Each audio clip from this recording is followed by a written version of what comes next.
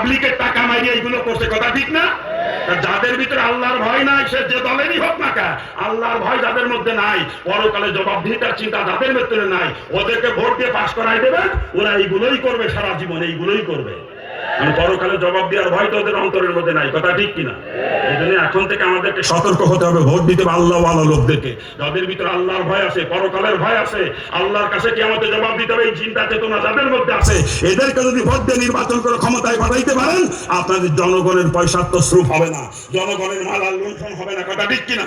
আর যতদিন পর্যন্ত ওদেরকে ভোট দিবেন, ওরা ক্ষমতায় যাবে আর আপনাদের কপাল চাপাইয়া শেষ করবে, কথা ঠিক কিনা? বলেন ঠিক কিনা? এখনো সতর্ক হন, সময় আছে, এখনো সতর্ক হন। যদি ভাগ্যের পরিবর্তন আনতে চান, যদি স্বাধীনতার সুফল ভোগ করতে চান, আল্লাহওয়ালা লোকদেরকে, যাদের মধ্যে আল্লাহর ভয় আছে, পরকালের ভয় আছে, তাদেরকে ক্ষমতায় পাঠান, কথা ঠিক কিনা?